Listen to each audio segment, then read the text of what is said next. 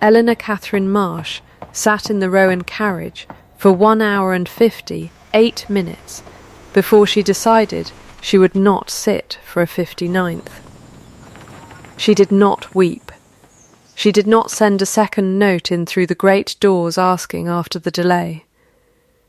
She did not smooth her skirts for the 10th time and pretend that the waiting did not sting, the way a woman is supposed to pretend such things on the morning she is meant to be married.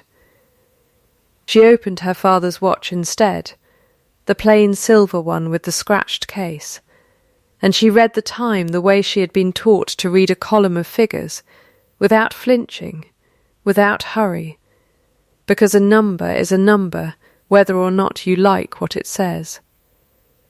1 hour and 58 minutes. She closed the watch with both hands, the way a person closes a door they intend to remember closing. By the time the county had finished talking about what happened on the Rowan forecourt that morning, they would not be talking about how long a duke had kept a woman waiting. They would be talking about how far she had gone without him, and how little she had seemed to need him to catch her. The spring of 1817 had come to the county early, thawing the roads to mud a full fortnight before anyone expected it, and it was in that mud, on a Tuesday no one thought to mark, that the settlement papers for the marriage of Eleanor Catherine Marsh to Julian Aldrich Vale, Duke of Rowan, were first drawn up in the Belcross solicitor's office. It was not a love match. No one had pretended otherwise, least of all Eleanor. It was, as her father used to say of most arrangements between families with land and families with debts, a matter of accounts that needed balancing. Thomas Marsh had been land agent at Rowan Hall for 22 years, and a good one, the kind of man tenants trusted with their arrears and their grievances, because he wrote everything down, and never once lost a shilling that wasn't his to lose. He had taught his daughter to keep books before he taught her to dance, on the theory, stated often and without apology, that a woman who could read a ledger would never be lied to by a man who could not. A ledger doesn't lie, he told her, over and over, until it wore smooth as a coin in her mind. And neither should you. 6 years ago, the old Duke, Julian's father, had dismissed Thomas Marsh from Rowan Hall on a charge of skimming rents, a charge got up in an afternoon on evidence no one troubled to examine closely, because the man bringing the charge was family, and family was believed the way strangers were not. Thomas Marsh had gone home to his own small freehold, with his name in ruins and his accounts. He swore until his last winter, entirely clean. He died 2 years later of a lung fever that the doctor called ordinary and Eleanor privately called a broken thing, that had simply chosen the lungs to break in. The old Duke had died within the same 12-month, and on his own deathbed, by every account that reached her, had spoken of Thomas Marsh's name with something that was not quite an apology, and not quite nothing either. Enough, at least, to leave instructions that his son honour a debt of honour by marrying the disgraced steward's daughter, restoring with a ring what a false charge had taken with a word.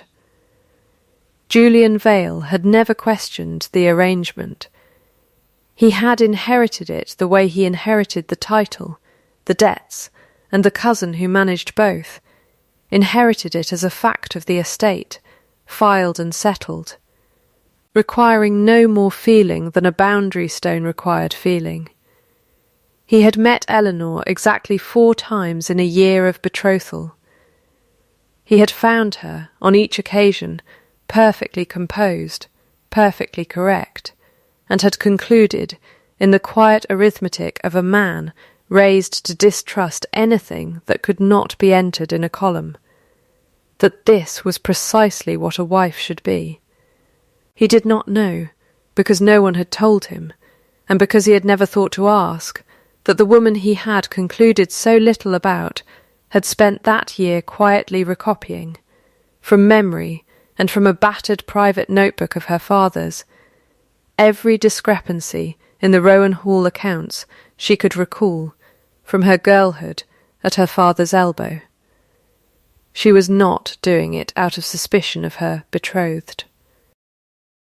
She was doing it, she would have said if anyone had asked, because idle hands invited idle grief, and because her father's name still wanted clearing, and because a ledger, unlike a man, could always be relied upon to eventually tell the truth. On the morning of her wedding, she was brought to Rowan Hall in the family carriage at 9 o'clock, as arranged, to sign the final settlement before the noon ceremony in the chapel. She was shown not into the house, but asked, with an apologetic bow from a footman she did not recognise, to wait in the carriage a few minutes more, as his Grace was occupied with an urgent matter. She waited. The minutes became a quarter hour, then a half, then a full hour, the guests arriving in their good clothes and glancing at the closed carriage with the particular curiosity of people rehearsing a story they will tell for years. At the hour-and-a-half mark, Eleanor opened the carriage door herself, waving off the footman's flustered protest, and walked toward the side terrace, meaning only to ask, plainly, how much longer she was to be kept like a parcel awaiting collection. It was there, beneath the open study window, that she heard her betrothed's voice, and stopped. "You needn't love her, Julian," Aldous Vale was saying, in the mild, reasonable tone he used for everything, the tone that made his cruelties sound like arithmetic. "You need only manage her, as I manage the books. She'll do. Her father kept a tidy ledger, and I dare say she keeps one too, and she'll not trouble you with sentiment." There was a pause, the particular stillness of a man who has been handed an easy sentence and is deciding in real time whether to speak it. Then Julian's voice, tired, flat, final, "She is suitable." That is all this needs to be. Eleanor Catherine Marsh stood very still beneath the window for the length of one full breath.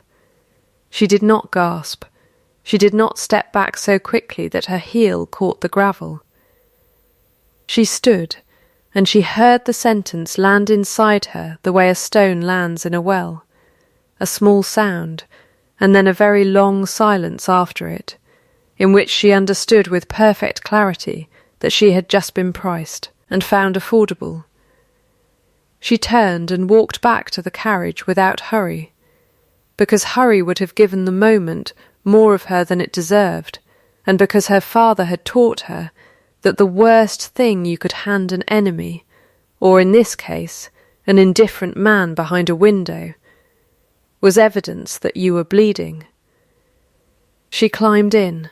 She took out the watch again, though she already knew the time, because the ritual of it steadied her hands. 1 hour, 58 minutes. She permitted herself silently a count of 10, a fixed ration, no more. That she had been giving her grief since the week her father died, 10 counted breaths, and not one past it. And on the 10th breath she folded the feeling shut like a letter she did not intend to answer today, and set it in the locked drawer of her mind where such letters went, to be read later, on her own schedule, when reading them would cost her nothing she could not afford to spend. Then she leaned forward and rapped twice on the carriage roof. Tam Wicks, who had driven the Rowan carriage for 11 years, and had loved Thomas Marsh the way a man loves an employer, who never once spoke to him as though he were furniture, slid back the little hatch with the face of a man expecting instructions about the church. "Drive on, Tam," Eleanor said. "Not to the chapel. Home." Tam Wicks looked at her for exactly as long as it took to understand that she meant it, and no longer. "Yes, miss," he said, and there was something in the two words that was not quite triumph and not quite grief, but stood very close to both, and he did not ask her a single question the whole 4 miles back to Marsh Farm, which she would remember, later, as the first kindness anyone had done her that day. Behind them, at Rowan Hall, guests in good clothes stood on the gravel watching a bridal carriage turn its team without slowing and roll away down the avenue, and in the study a settlement paper lay on the desk with a space for a signature that would not, that morning, be filled. Marsh Farm was not large 60 acres of decent land and 40 of indifferent. A stone house with a roof that wanted mending in 2 places, and a name that still meant something to the people who had known her father, and rather less to the people who had only heard, in the last 6 years, the version of his story that Aldersvale's friends preferred to tell. Eleanor arrived home still in her wedding dress, took it off with her own hands rather than ring for help, hung it at the back of the wardrobe where she would not have to look at it, and put on the plain grey wool she wore for accounts. Mrs. Ruth Coulter, who had kept house for Thomas Marsh for 18 years, and had stayed on afterward for no wages Eleanor could spare, found her an hour later at the kitchen table with 3 ledgers open and a 4th being ruled into fresh columns. "You're not crying, Mrs. Coulter said. It was not quite a question. "I had 10 breaths for it," Eleanor said, not looking up. "I've spent them, and what happens when 10 breaths isn't enough? Then I owe myself 10 more, another day." She drew a line under a column and looked at the sum with the flat satisfaction of a woman who has found something to be true, whether or not she likes it. Not today. Today there is a boundary dispute with the fen holding that father never finished settling, and a drainage ditch on the east field that's been silting for 2 years, because nobody with authority troubled to look at it, and a farm that has been managed since father died exactly as badly as a farm manages itself. "You mean to work through it." "I mean to work," Eleanor said. "Whether it goes through me or around me, I haven't decided yet. I expect I'll know by harvest." She did not cry that night, though she lay a long while with the watch in her hand, turning it over, listening to its small, even ticking, which she found she preferred, just then to any human voice she could think of. Josiah Fenn was not a man who trusted easily, and he had less reason than most, having spent 2 years in a slow grinding dispute with the Marsh holding over 11 feet of boundary hedge that both farms claimed, and neither farm's records, as far as he knew, could settle. He came to Marsh Farm 3 days after the wedding that had not happened expecting, he would say later, to find a grieving girl, and an excuse to press his claim while she was too distracted to argue it. He found Eleanor in the east field instead, in boots caked to the ankle, holding her father's old survey chain and a notebook, and she did not offer him tea or condolences. She offered him a number. 11 feet, she said, is what you've claimed, Mr. Fenn, and I want to know where you got it. Because my father's survey of 1809 gives the boundary at the old oak stump, and the stump is 4 feet inside what you're calling the hedge line now. Which means either the hedge has moved, or the story has. Fenn, who had expected tears and got arithmetic, took a moment to recover his footing. "Hedges grow, miss, hedges grow up," Eleanor agreed. "They don't generally grow sideways 4 feet in 8 years without someone's spade helping them along." She held out the notebook, open to her father's original figures, the ink gone brown with age, but the numbers plain as the day they were written. "I'm not accusing you, Mr. Fenn. I'm asking you to walk it with me and tell me what you see, because I'd rather be corrected by a man who knows this ground than be right by accident." It took them the better part of 2 hours, and at the end of it the stump was found, buried under 8 years of leaf mould, exactly where Thomas Marsh had marked it, and Josiah Fenn stood looking down at it, with the particular expression of a man revising, in real time, everything he had assumed about a family he thought he understood. "Your father always did keep good papers," he said finally. "He did," Eleanor said. "I intend to." She settled the boundary that afternoon, in writing both their signatures on it, and refused his offer of a bottle of cider by way of apology, asking instead, because a debt repaid in kind was worth more to her than a debt repaid in drink, that he spread the word among the other tenant farms that Marsh Farm was paying its threshers a fair day's wage this harvest, in coin. On the day the work was done, rather than in the usual mix of grudging coin and grudging credit that most of the county's smaller holdings still practised. It was a small thing. She knew it was a small thing. But she had learned, at her father's elbow, that reputation was built the way a wall was built, one stone honestly set at a time, and that a woman with an unravelled wedding and a disgraced father's name had exactly one kind of capital left to spend, which was the plain, dull, unglamorous fact of being right, repeatedly, in front of witnesses. By the end of that month, 3 more boundary questions and 1 dispute over a shared well had been brought to her door, instead of to the county's overworked magistrate. And she had settled every one of them with a chain, a notebook, and the flat, unhurried patience of a woman who did not need to be liked so much as she needed to be believed. Mrs. Coulter began referring to her, without apparent irony, as the surveyor, and the name stuck around Belcross Market before autumn. It was during a review of her father's old private notebook, the one he had kept separate from the official Rowan Hall accounts. A habit she had thought at first was simple thoroughness, that she found the first irregularity that was not about her own boundaries at all.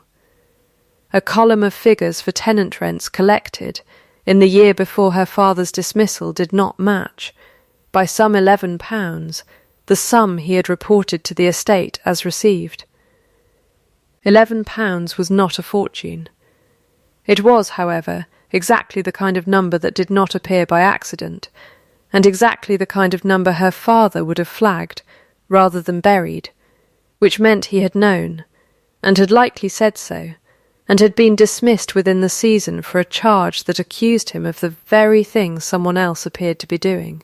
She copied the discrepancy into a fresh page of her own, and did not mention it to anyone, not yet.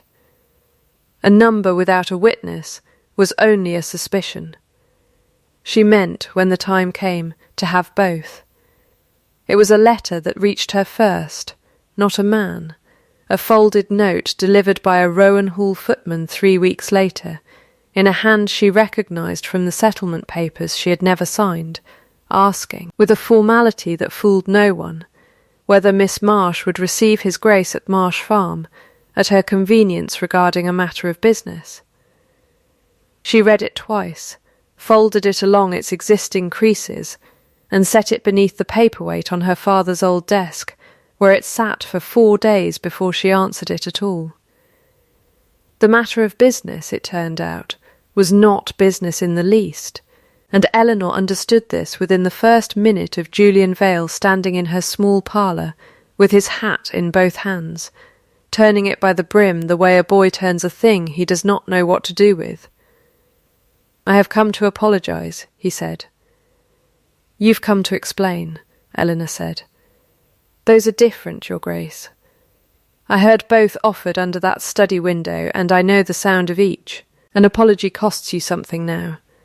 An explanation only costs you the trouble of talking." He looked at her the way a man looks at a sum he has added twice and gotten a different answer each time.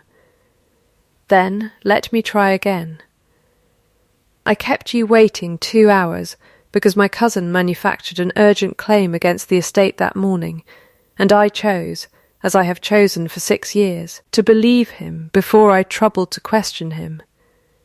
And when he said what he said about you through that window, I did not correct him, because correcting him would have meant admitting, out loud, that I had married for a reason I was ashamed to name and had never once considered whether it was enough for you. And was it? Enough for you? No, he said, and it came out of him badly, the way true things sometimes did when a man was unpractised at saying them. It was never enough.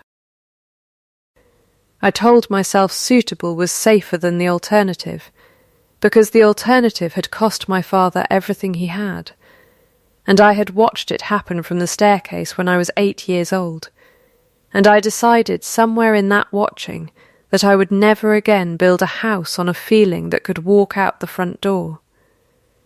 Something in her chest moved at that. Not forgiveness. Not yet, but the particular recognition of a wound she had not asked to see and could not now unsee. She did not let it reach her face. That is an explanation, Your Grace, she said. I have not yet heard the other half. He was quiet a moment. Started again. I am sorry. Not sorry that it was awkward, or sorry that the county is talking. Sorry that I let a man who has never once done an honest day's work near my books tell me what you were worth, and sorry that I believed him faster than I would have believed you, whom I had actually met. All right, Eleanor said, and it was not forgiveness either. It was a receipt, nothing more. An acknowledgement that a payment had been made and logged. Then here is what I require, if you mean to come again. Not tonight. Not with more words, which cost you nothing you haven't already spent. Show me. Over time. In front of people who have no reason to lie to me about what they saw. He nodded, slowly, the way a man nods at a debt whose terms he cannot argue with, because he recognizes they are fair. Then, before he could think better of it, he reached inside his coat and drew out nothing, an empty hand, turned palm up. I own I do not carry a watch, he said. I never have. I was raised to think punctuality was a servant's virtue, something managed by other people on your behalf. I begin to understand that was a mistake. Eleanor considered him a long moment, then drew her father's watch from her pocket, the one that had counted her own 2 hours to the minute, and set it in his open palm, closing his fingers around it herself before he could refuse it. Then learn to keep it, she said. Not for me. For every hour you've spent letting other people decide what your time was worth, bring it back when you've earned the right to. And if I don't earn it, then you'll have a very fine watch, Your Grace, and no further business at Marsh Farm. He left with it still in his hand, turning it once in his fingers at the gate, the way she had turned it herself the morning of her wedding. And Eleanor stood in the doorway, watching the carriage go, aware of a small, unfamiliar warmth beneath the locked drawer of her mind, and aware, too, that she had no intention of opening that drawer before she had to. The evidence came together the way most true things came together in Eleanor's experience, which was to say slowly, and mostly through other people's honesty rather than her own cleverness. It was Mrs. Coulter, turning out an old trunk of Thomas Marsh's effects that had sat untouched in the loft since his death, who found the second notebook, bound in the same plain calfskin as the first, but labelled, in her father's careful hand, only with a date, 1804 to 1811. It was not a duplicate of the estate's official rent rolls. It was a shadow of them, kept in parallel, every sum Thomas Marsh had personally collected from every tenant on the Rowan Hall lands, cross-checked in his own hand against what the estate's official books, kept jointly by him and by young Aldous Vale, installed as assistant steward that same year, at the direction of an ageing duke who wanted a family member learning the business. Showed as received. The gaps began small, £2 here, 4 there. By 1810 they had widened into a pattern too regular to be error, sums that matched exactly what Aldous Vale's own signature had logged as arrears written off, tenants who, questioned discreetly by Eleanor and Fenn over the following fortnight, swore they had paid every shilling owed and had the receipts, in several cases, to prove it. He wasn't skimming carelessly, Eleanor said to Mrs. Coulter one evening. The 2 notebooks opened side by side on the kitchen table, candlelight throwing their columns into sharp black relief. He was skimming carefully, and writing off the difference as tenant debt that was never truly owed, and when my father noticed the pattern and said so, it was easier to accuse the man who noticed than the man who was guilty. A ledger doesn't lie. It only waits for someone patient enough to read it. She took the notebooks to Mr. Pell, the Belcross solicitor who had drawn up her father's original agency contract, and, years before that, had liked Thomas Marsh well enough to keep his own private doubts about the dismissal to himself rather than voice them without proof. Pell was a precise, unhurried man who read the columns twice, asked 11 exact questions, and said finally, "This is not proof of theft, Miss Marsh. It is proof of a discrepancy. Proof of theft requires a document in his hand that cannot be explained any other way." "Then I'll find one," Eleanor said. She did not have to look far. Among the arrears entries, one stood out for its size, £23, written off against a tenant named Wexley who had, Fenn confirmed within a day's asking, died in 1809 and left no family to dispute the claim on his behalf. The write-off was dated 8 months after the man's death, and it bore, in the margin, a small looping signature Eleanor recognised instantly, because she had watched Aldous Vale sign the same flourish on a dozen public documents since. A dead man's arrears, forgiven 8 months after there was no one left alive to have owed them, by the one man with access to both the collection and the ledger. She was still copying the entry that same week when the smear reached Belcross ahead of her, a letter, unsigned, circulated first among the shopkeepers, and then, inevitably, to the vicar's wife, alleging that Thomas Marsh's daughter had produced forged papers of her own in a desperate bid to clear a father who had in fact died owing the estate a debt he had never repaid. Eleanor read the copy Mrs. Coulter brought her from the baker's window, without any visible change in her face at all. "They've moved fast," Mrs. Coulter said, watching her. "They've moved exactly as I expected," Eleanor said. "A man who forges a dead tenant's arrears doesn't wait patiently to be found out. He gets ahead of the finding." She folded the smear letter once, precisely, and set it beneath the paperweight beside Julian's first note, which she had never quite thrown away. Quarter day is in 11 days. Every tenant on the Rowan lands will be in that yard to pay their rents and hear the year's accounting read aloud, the way it's always done. I intend to be there too. You've not been asked. No, Eleanor agreed. I intend to go anyway. Quarter day at Rowan Hall had always been held in the old threshing yard behind the stables, tenants queuing with their rent boxes while the steward read the year's figures aloud from the estate steps, a ritual as fixed in the county's calendar as harvest itself. This year the yard was fuller than usual, because word had travelled the way word always travelled in a county, with more curiosity than occupation, and by the time Eleanor arrived on foot with Mrs. Coulter at her elbow, and the 2 notebooks in a plain leather satchel, there were faces at the yard's edge that had no rent to pay, and no reason to be there beyond wanting to see what happened next. Aldous Vale stood on the steps in his good coat, rent rolls in hand, and did not so much as pause his reading when Eleanor came through the gate. "Miss Marsh," he said, without looking up, "I'm afraid this is estate business." "It is," Eleanor said. "That's why I've come."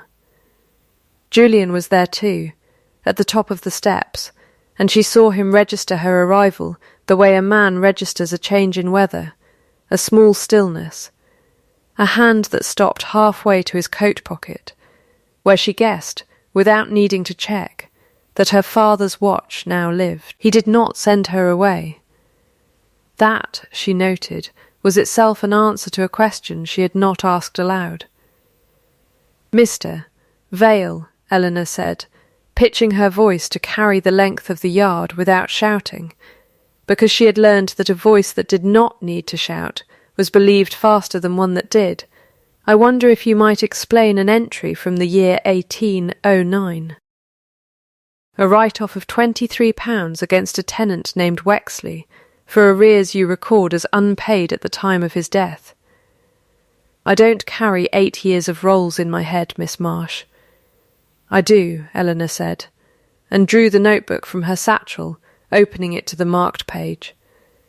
"Because my father kept a private record alongside the official one, the whole time he served as agent here, and his figures show Wexley's accounts settled in full the spring before he died, which means the £23 you wrote off 8 months after his death was never owed by anyone living, and never collected from anyone at all. It went, Miss Vale, precisely nowhere, except, I think, into an account of your own. The yard had gone very quiet, the particular quiet of a crowd deciding, in real time, which version of events it meant to believe. Aldous' mouth performed a smile that did not reach the rest of his face. A private record kept by a disgraced steward is hardly evidence, Miss Marsh. Sentiment is not proof. No, Eleanor agreed. But a signature is. She turned the notebook so the yard could see the looping flourish in the margin, then drew from the satchel a second paper. A receipt Josiah Fenn had produced 2 days prior from his own strongbox, showing a payment made to Aldous Vale personally, in the same hand, for a debt Fenn had never in fact been told the origin of, only informed it must be paid quietly, or his lease would not be renewed. "I paid it because I was told to," Fenn said, stepping forward from the crowd without being asked, his voice rough but steady, and Eleanor had not planned that, had not arranged it, and understood in that instant that this, an honest man volunteering his own cost without being made to, was worth more to the yard's opinion than every column she had copied. 2 years running. Told it were arrears left from my father's time. I never saw the figure on any roll Mr. Vale read out at quarter day, only ever saw it in his hand, private, in his own study. A second tenant murmured agreement. A third. The particular stillness in Aldous Vale's face was the stillness of a man watching a wall he had built stone by careful stone come apart faster than he could reach the gaps. "You have no notion what you're accusing me of," he said, and his voice, for the first time, was not mild. "I have every notion," Eleanor said.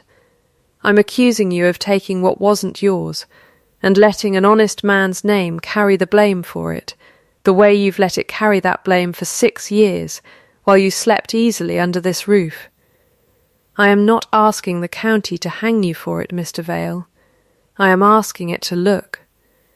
It was Mr. Pell, standing at the yard's edge with the quiet authority of a man whose word the county actually trusted, who confirmed what Eleanor already suspected, that the date on the Wexley write-off fell during a fortnight, when Aldous Vale's own travel receipts, filed with the estate for reimbursement, placed him 60 miles distant in Bath, a fact no one had troubled to cross-reference until a woman with 2 ledgers and nothing left to lose had asked him to. "You signed a document," Pell said, "in a county you were not in, on a date you can prove by your own paper you were elsewhere." "That is not sentiment, Miss Vale. That is forgery."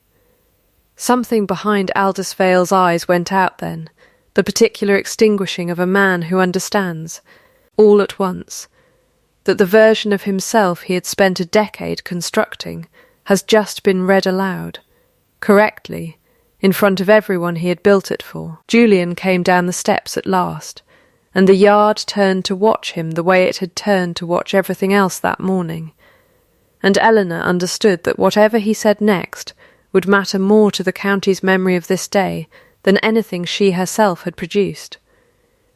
"My cousin has managed the accounts of this estate since before I could read them myself," Julian said, "and I have trusted him the way a man trusts a habit, without troubling to ask whether the habit had earned it. That trust ends today.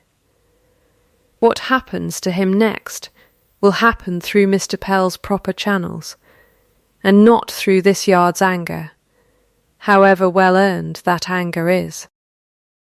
He looked at Eleanor then, and something in his face was not composure at all, but she noted it the way she noted everything, carefully, and without comment. Yet Miss Marsh's father was dismissed from this estate on a lie that has cost him his name for 6 years past his death. I mean to see that name entered back into these rolls the way it should always have stood. Mercy, Aldous said bitterly, from the boy who let me manage his affairs for a decade, without once asking a hard question. "Not mercy for your sake," Eleanor said, before Julian could answer. "Ruin does not fill a tenant's larder, Mr. Vale, and prosecution will cost this estate 2 years of scandal it can ill afford, while these people are owed a fair harvest. You will repay what the rolls show taken, in full, over such term as Mr. Pell sets, and you will do it from wherever you go next, because you will not do it from here. That is not forgiveness, that is arithmetic. I find I still prefer it to revenge." Aldous Vale looked at her for a long moment, the woman his mild cruelty had once priced as suitable and nothing more, and said nothing at all, which was, Eleanor thought, the first honest thing she had ever heard from him. Julian found her that evening at Marsh Farm, the quarter-day dust still on his boots, and this time he did not stand turning his hat by the brim in the doorway. He sat, when she gestured him to, and set her father's watch on the table between them, still ticking, still wound. "I've kept it 3 months," he said. "I did not miss an appointment once, in the end, though I confess I checked it perhaps 40 times a day for the first fortnight, the way a man checks a wound to see if it's healing." "Is it?" "I don't know yet. I know I want to explain the rest of it to you properly, not the shorthand version I gave you in your parlour.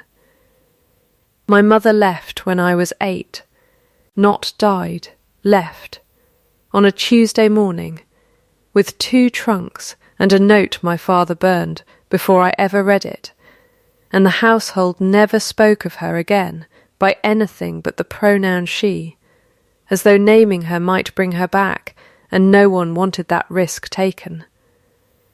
My great-uncle Edmund raised me for the better part of 2 years after, and his particular doctrine, the one Aldous grew up reciting like a catechism, because Edmund raised him too, was that attachment is a ledger entry you cannot balance.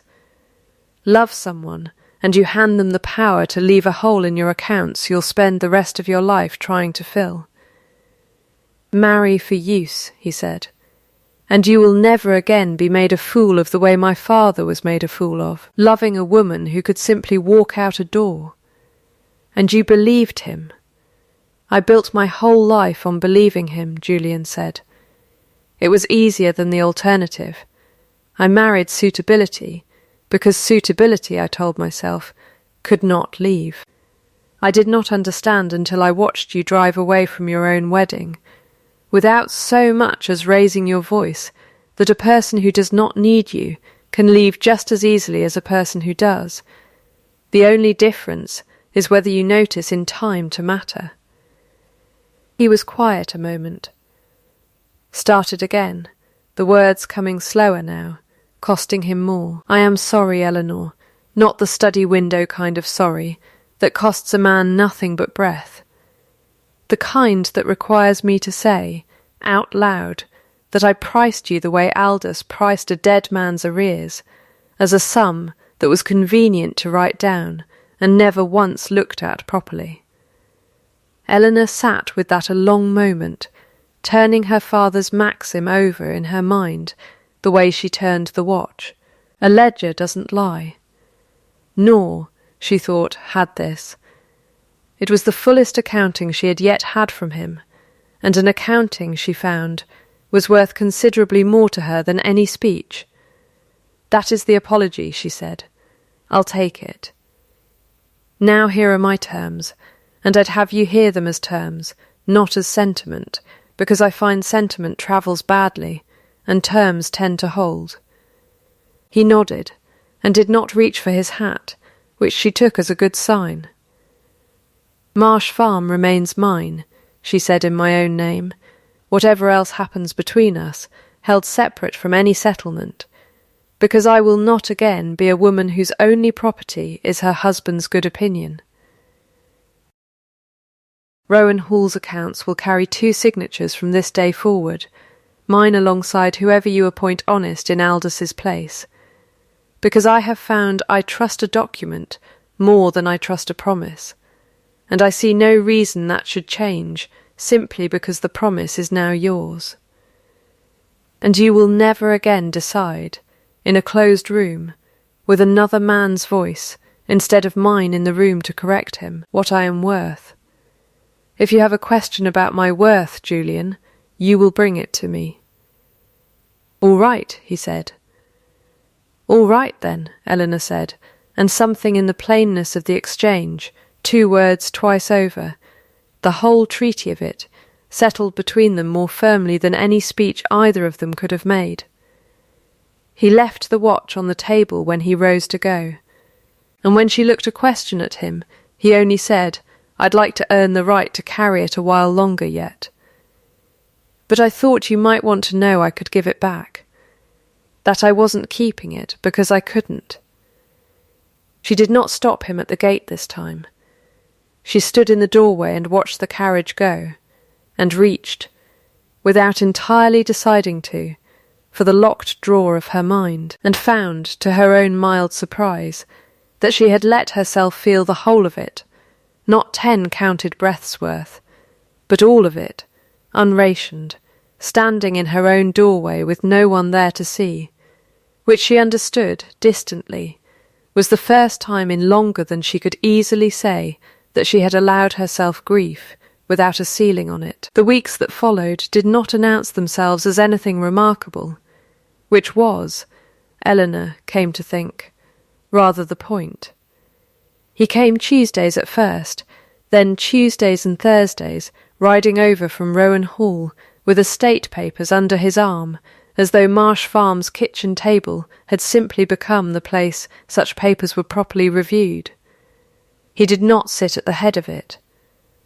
He drew a second chair beside hers, not across from her, the first time he came, and said nothing about the choice, and she noticed it the way she noticed everything, filed it without comment, and found 3 visits later that the chair had simply stayed there, as though it had always belonged. Mrs. Coulter began, without being asked, to set 2 cups when she heard his horse on the lane, and he took to pouring Eleanor's before his own, unasked, which she also noticed, and did not remark upon, because some accumulations were worth more unremarked than praised. The watch came back to her in October, on a Tuesday, set on the table between them the way it had been set the first time, except that when she opened the case this time she found, engraved inside the lid in careful small letters that had clearly cost the jeweller in Belcross, some patience, a line that was not her father's maxim, and not quite his own either, kept, and worth the keeping. "I had it done the week after quarter day," Julian said. "I've been slow bringing it back because I wanted to be sure I'd earned the right, and I confess I still am not entirely sure. But I thought a man could go on, checking his own arithmetic forever, and never hand in the sum." There was one slip, in November, that she named for what it was rather than let pass. A cottage on the eastern boundary needed a new roof before winter, and Julian, hearing of it from the estate carpenter on a morning Eleanor was occupied with her own accounts, simply ordered the repair and the payment for it without sending word to Marsh Farm at all, an old habit, deciding alone, moving fast because moving fast had once been the only way he knew to move. "You didn't ask me," Eleanor said that evening, not sharply, only plainly, the way she named every discrepancy she found.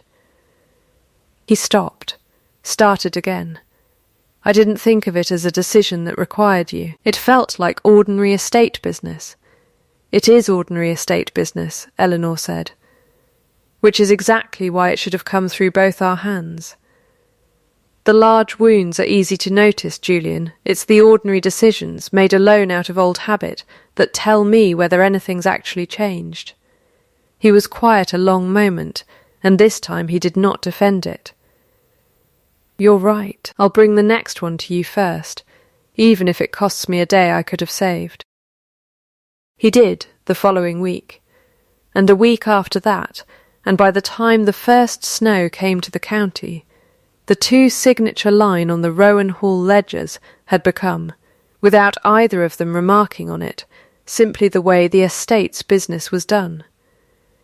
It was by the fire one evening in December, the ledgers closed for the night, and the watch ticking quietly on the mantel where it had come, by unspoken agreement, to live, that Julian said, without any particular ceremony, the thing she had been waiting to hear him earn the right to say. "I would choose you," he said. "Not as a debt of honour my father left me, and not as the suitable answer to an arrangement I never questioned. I have been choosing you, I think, since the morning you drove away and left me standing on my own gravel understanding, for the first time in my life, what it costs to be left by someone who has finally decided you are not worth the waiting. I have been choosing you every Tuesday since, and I mean to keep choosing you on every ordinary day left to me, if you'll let the choosing continue." Eleanor considered him a long moment, the fire between them, the watch ticking its small, even count on the mantel, and found, when she searched the locked drawer of her mind, that there was nothing left in it that needed hiding from him.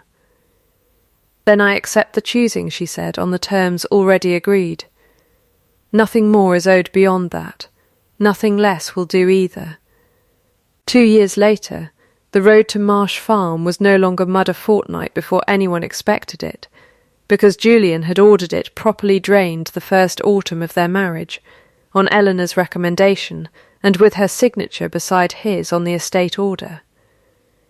The farm itself had grown to include the old fen boundary dispute land, purchased outright and fairly, and had become, in the county's own vocabulary now, rather than Mrs. Coulter's, simply the model holding, the place where every tenant on the Rowan lands was paid in coin, on the day the work was done, a practice that had spread, over 2 harvests, to every farm the Duke of Rowan's name touched.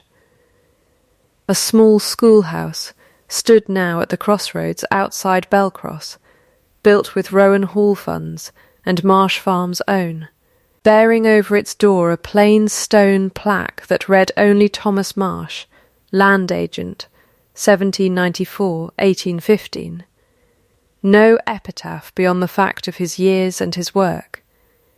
Because Eleanor had decided, when the builder asked what more should be carved, that a man who had spent his whole life letting the numbers speak for him should not, in the end, be handed different rules.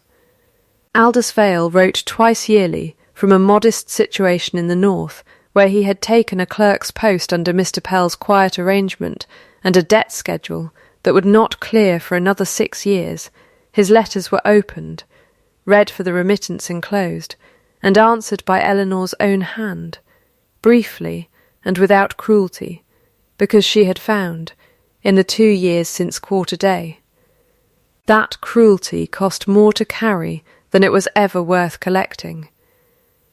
The watch no longer lived in anyone's pocket. It hung now on a small brass hook beside the front door of Rowan Hall, where every visitor could see it, wound each morning by whichever of them woke first, its engraved lid catching the hall light the way a thing catches light, when it has finally been allowed to sit in the open rather than be hidden in a drawer against grief. The house itself, callers remarked without quite knowing why they remarked it, no longer held the particular held breath quiet it once had. It had begun, somewhere in the last 2 years, simply to breathe. She had not stopped asking to be seen because someone had finally granted the asking. She had stopped because she had made herself, one honest column at a time, impossible to unsee, not because a duke had chosen her, but because she had first chosen herself, on a muddy gravel forecourt, with a coachman's 2 words for an answer, and a watch counting the minutes in her hand. Love, when it came only after, not the rescue that answers a woman's waiting, but the verdict a man finally becomes fit to render. And that, once earned, was not a thing that could ever again be left waiting at anyone's door.